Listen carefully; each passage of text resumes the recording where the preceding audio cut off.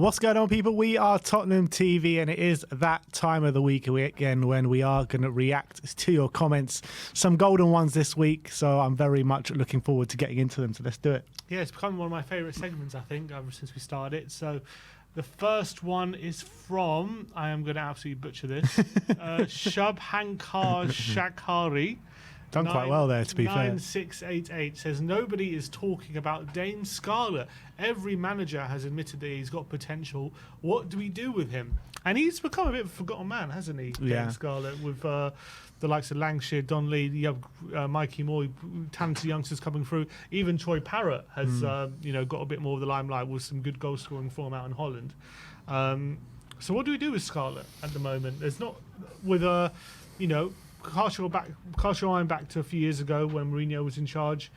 He was the one who everyone was excited about. He had a few minutes in the Premier League, came on Europa League as well. Has had a few loan deals, hasn't really done it. Has still done well on international duty, but his loan spells haven't really gone to plan. What do you reckon the plan is for next year? Another loan deal? I would say another loan deal, but people got to remember as well that Ange was giving him minutes at the back end of last season. He played 45 minutes in the Carabao Cup game, didn't he? He played 45 minutes, and I thought I don't think he's like shone, but I think he has slightly impressed in all the games that he has had. I've always liked the look of him. I like his energy. I like his application. He's always making the right runs. He's fairly aggressive as well. He got 22 minutes against Newcastle. He got 3 minutes against Sheffield United, 16 minutes against Burnley, all at the back end of last season. And plus those 45 minutes that you're talking about in the Carabao Cup when we lost to Fulham. So he actually has seen a little bit of game time in the first team for Spurs this season. I think it's going to be one where he's going to get minutes in pre-season, and then Ange is going to probably judge it from there. Yeah, I think a loan deal's probably in the offing, albeit he needs to go to a team where he's going to get regular minutes at a good level, where if we're an attacking team who are going to create chances for him, so he can really display what he's all about. It's still easy to forget. Was he 19 still? He's not even 20 yet. He's 20. He's 20 now. But it's also a bit of a lesson, isn't it? How quickly you can go from, the promising thing to all of a sudden people have moved on and looking at other players. So we've got to be patient, I think, with a lot of our talent. I think we have. I think within the club, there is still going to be quite a bit of excitement about him because of the emergence of the under-21s this season, because of all this new shining talent that we're bringing in. I think maybe from a fan's perspective, he can go slip a bit under the radar. But I do think within the club, there's still that bit of excitement about him, and obviously with his loan spells, he went to Portsmouth, didn't he? He played quite a bit of minutes, but didn't seem to get the goals that I remember we all expected. We spoke to a Portsmouth fan near the beginning of that loan spell, and they were loving him. I remember they thought he was great, but then I don't know, change of manager. And that's what happened, and he didn't quite regain his spot. But then obviously he went to Ipswich last season, and they were fighting at the top of the table. They were smashing every team that they were playing against, and there was just no room for Dane Scarlett. That was the reality. So it was a bad loan spell for him to Ipswich, but yeah, I would expect that he does get another loan spell this year, and hopefully that it is the right team where he can flourish in, because I do believe in his talents. I really do. Daniel Hewson 8866 says, glass half empty people are getting on my bloody nerves. If the manager and the club see this as the way to go, get behind them and give it a chance. I think he's talking about Archie Gray signing. Gray and Bergvall may indeed turn out to be another Jack Clarke or Jed Spence, but equally they could turn out to be another Bale or Dele Alli or Aaron Lennon. Stop writing them off and give them a bloody chance. I agree. I think we need to stop writing off people coming into the club. We need to back them from the beginning, show them our utmost support. And look, I think people that are heavily criticising these deals, they're going on past experiences, aren't they? And they've maybe been stung quite a few times by this football club over the many years, I would say. But there's examples both ways. There's examples of good players that are coming in from the Championship. There's examples of obviously bad of it. But in the more recent history, it's more bad than good. So I would say that I'm very excited about these deals, as you could probably tell by the videos that we've been making. But I can understand maybe why some people are being like, can't we just sign ready-made talent? But I think when you're looking at the way the club is going, the new management system, the new recruitment structure that we do have, I think it's only leading to positive signs. Yeah, and I think also we have as much as there's been flops, as Daniel's saying, we have had a lot of success with buying youngsters as well, and I think you have to invest in youth and believe in them. I think there was a comment. I don't think I took this one, but I think there was a reply on one of the other comments, and it said a lot of fans are suffering from PTSD post Tottenham signing disorder. That's so true. That is so true. That actually should be normalised. That kind of acronym or whatever you call it. I think it's unbelievable because that is down to a T. Because that is what most people are suffering from right now. 100 million%. Post Tottenham signing disorder. 100%. I have to find whoever coined it because I thought that was brilliant. Next one is Pragnes Gandhi 2236 says, "Where's the credit for Daniel Levy? Always ready to criticise him at the first opportunity, but slow / fail to praise him for some pretty shrewd transfer business." This is in response to the Archie Gray deal, which, to be fair, he was very swift in getting that deal complete. Obviously, he was about to join Brentford, and we kind of muscled our way in there and hijacked that deal. So does he deserve credit for getting that deal done? I'll give him credit for getting the deal done, for sure. Why not? You're bringing in one of the top talents in English football right now, Young Player of the Year in the Championship. Yeah, you're going to get credit for getting these deals over the line. But we've seen him get good deals like this over the line before, but I want to see him get trophies over the line, help the club get trophies over the line. It's been way too long, 2008, since we last won a trophy. We've had false dawns before. I just hope he makes sure this isn't another false dawn, because how many times have we sat here in this chair, not even just in this chair, but even before the channel started, being like, oh, look at these signings we're making, top talents from around Europe, top talents from around the different leagues in England, and then we don't make anything out of it. So I'll give him his props and dues when we're fighting at the top and we're bringing in consistent trophies. That's when he's going to get the credit. To be fair, this was in the comment section of a Brian Daigle video, I believe, so maybe it was directed at him, but I thought I'd bring it up. Rishi8623 says, "People who are criticising Archie signing are the same people who would call other teenagers like Kobe Mainoo and Lamine Yamal world class. Gray can start in our midfield any day of the week. He has more experience than other teenagers who basically jumped directly from under 21s to under 18 to first team." Is it possible, do you reckon, Gray could have a similar impact to the likes of Mainoo and Yamal? Maybe not Yamal, but Kobe Mainoo, I think. Why not? Like, Kobe Mainoo just came out of nowhere, really. I think, well, not nowhere, because I think a lot of people were talking about him from academy level, but he did just jump in straight from academy level to being one of the stars of the Premier League. Now he goes straight into the England side and looks very comfortable there. So I think Archie Gray, with the talent that he does have, I think I do believe he can have a similar impact. Yeah, I think there's a difference between signing youngsters who don't have as many games under their belts as an Archie Gray does. And that means he does have a bit more experience than a lot of other teenagers who we would be linked with or who are in their development. And look, obviously you've got to strike a balance between being patient and expecting them to, contribute to the first team. But I do think it is possible, looking at how we broke into the team last season, pretty much played every game, didn't really look back since breaking into the team. And so from that kind of evidence, there's nothing to suggest that he can't at least do a job for us in the first team. Not to say he's going to be a star or be first name on the team sheet straight away. And I'm sure there will be some sort of adaptation period, but there's no reason why in his first season he can't be starting games and contributing to the team, and that's for an 18-year-old really, really valuable experience. Yeah. Kianigma says, "Lol, watching Williams for what? Got more chance of Ronaldinho coming out of retirement and playing for us than Williams agreeing to ever want to come to Spurs." Oh, sorry. No, that was the wrong one. It's fine. I've got it. He's got it there. But more chance of Williams. More chance of Ronaldinho coming out of retirement than Williams joining Spurs. I'll probably disagree with that, but yeah, there is not very much chance of Williams joining for Spurs. But I would say that he's got a point there, but he's obviously over-exaggerating his point by quite some bit. But I don't think there is a hope in hell right now that Williams does join Spurs. But I think there's more of a chance of it than Ronaldinho coming out of retirement. Yeah, in terms and of playing for us.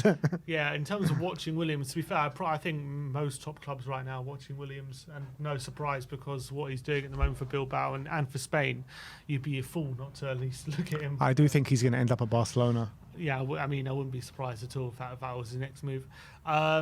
The White Kirby 3973 says, why don't we go for Ipswich's Leif Davis over Walker Peters? He got the most assists in the Championship last season at left back and left wing back. He's English, he's 23, so he's young. We need a backup to Udogie. I think it would be hard to get him from the club since they got promoted, but worth a try. I was looking into him a bit after that guy suggested him. 18 assists and 2 goals last season in the Championship for Ipswich. Has some really strong attacking metrics, not so strong defensive metrics. I believe Ipswich did play a wing-back system in a back 5 last season, but as we've seen before, Porro adapted from a wing-back to a left-back in our system. I don't know, do you know much about Leif Davis of Ipswich? I don't know anything about him. It's the first I'm hearing of him, to be honest. So I'm not really qualified to make a judgment on him. But it's a lot of assists, though, isn't it? Yeah, unbelievable numbers. If the scouting system look at him and feel like he's the right fit for what we're trying to do and can play rotation option to Destiny Udogie, I'm all for it. From what I can see here, he doesn't seem to be much of a dribbler or a carrier, but he's clearly got a very good left foot. So he seems to profile, from what I can see, similarly to like an Alfie Doughty. When he gets in good positions, he seems to have good output. But whether that's good, that's enough for us, I don't know. Look, I think he's obviously profiling like that because that's the position he played in. But I'd like to see maybe different metrics of maybe previous seasons where maybe he's played in a different system. Maybe you can learn more from that. But I want to bring someone in that the scouting system think they fit into that role that Ange wants to do down to a T, not just maybe they can do the job there. I do have a feeling as well they might want a left back who can play centre back as well, but obviously with Van de Ven's emergence in that role, maybe that's less of a need. Daniel Hackett 1581 says, Douye and Neto would solve a lot of issues we currently have. Spot on Sim about Werner and Johnson being good at getting in behind. They are good against teams that play a high line, but hopeless against low blocks, which is what we are starting to see opposition sides playing against us. Neto and Douye would be very effective against low blocks.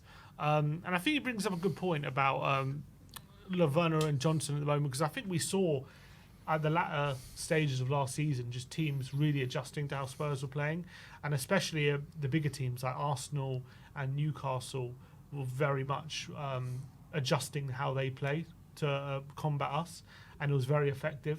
And we had very little answer to how they were defending, and players like Douye and Neto would really change the way we can attack teams, I feel. Yeah, you know what how the old saying goes, variety is the spice of life, and that's what we need to do in terms of the attacking players that we do have. We need to have the ability to change up. We need to have the ability to attack different teams and different setups, and I feel like we didn't have that last season. And if we do sign players like a Douye and a Neto, that will give us that.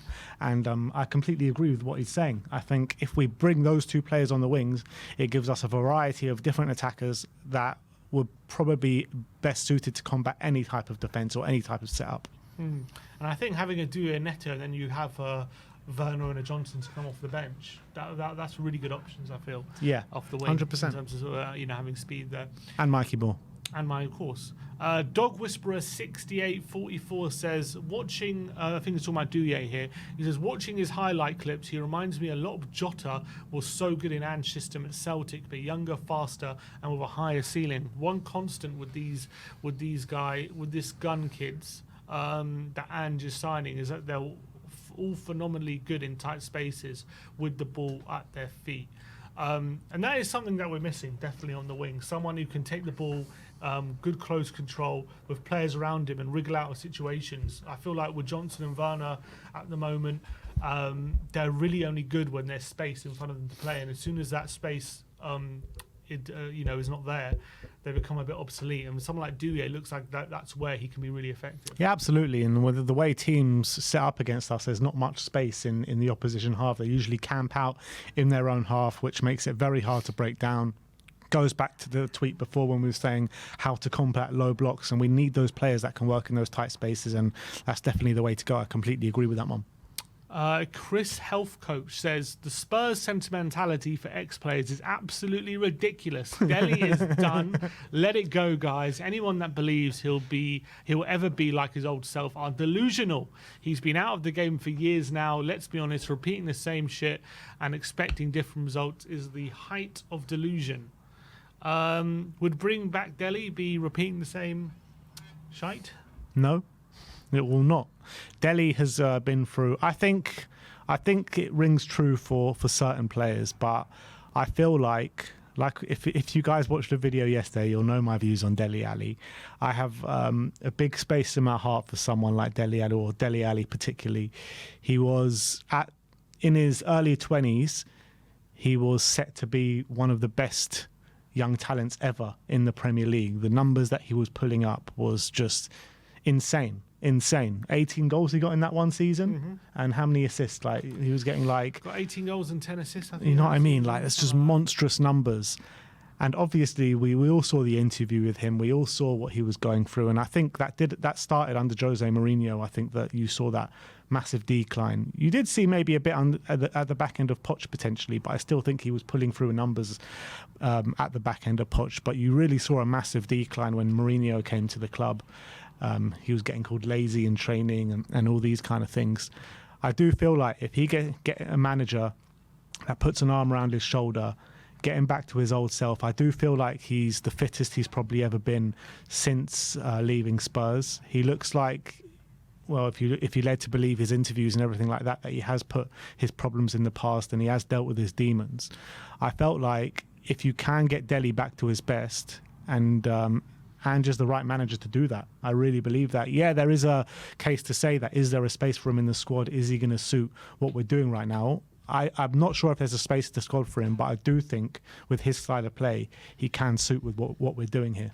Do you reckon the only reason maybe Everton didn't give him more opportunities is because of the financial reasons? In terms of they would have played him, they would have to pay Tottenham a lot of money, wouldn't they? Yeah, but the reality is he wasn't at it. He wasn't at it at that moment in time. He was dealing with a lot of difficulties in his head at that moment in time. He went to Turkey, did nothing there. At Everton, he did nothing. But you said he looks the fittest he's ever been. Now, as of when? As of when you're seeing all his training stuff he's putting out. Okay, so what? Just this summer? And he Summer. hasn't been throughout the season. No, he was injured the whole of last season. He said. I wonder if there's something more to it in terms of. I reckon Everton just didn't want to give him the opportunity. Yeah, look, there could be a case that, but he actually came out and said he's injured as well. So there's that. But I just feel like that he is turning over a new leaf at the moment, and I feel like that when you're following what he's doing on social media, he does seem to be working extremely, extremely hard, and I do feel like he wants it. I don't think he's like one of these players like Ndombele that's just earned all this money and just essentially doesn't really care that much anymore. I feel like he's a player that actually wants it and wants to get back to the best. Well, Eric Stram Hansen 2527 says, if he's fit enough physically and mentally, and if he's training properly, I would love to see him back at Spurs. He could potentially play both as an 8, a 9, or maybe even a 6. Bring him home. Come on, Eric. You know what I'm talking about. I'm not sure about the 6, but I can definitely see where you're coming from 8. I'm going 8, 9, or 10. Definitely not a 6. Definitely not out wide in this system. But 8, 9, or 10 for Ange, I think could work. And Phil Tang 1942 says, Dele under Sonny's captaincy could work because we know the love and respect for each other is mutual. Come on, you Spurs. And that's also not a bad point. You know, with Sonny captain, we know that Son and Dele had a great relationship, especially on the pitch, and it looked like off the pitch as well. Sonny would definitely, take him under his wing and make sure that, he's doing his best and doing his best for him, I feel. And if anyone, he's got the best person at captain at the moment if he wanted to come back. Absolutely, 100% spot on. We know the bromance. We know how much they love each other. We know particularly how they work together on the football pitch as well. I thought their relationship was unbelievable at a certain moment in time under the Pochettino regime. So I completely agree with that. And like I said, I'm not in the previous video, I'm not dead, sir. I'm not saying 100% bring him back. All I'm saying is let him train for a bit with the team. Let him train with Tottenham. Let him train under Ange for a little bit, and then we'll know more. All right, that's all the comments for now. All right, there you have it. Thank you, everyone, once again for filling up all our videos with all your comments. We'll see you back here in a week's time for another episode. But big up to you all. Like, subscribe, and comment. And as always, come on, you Spurs.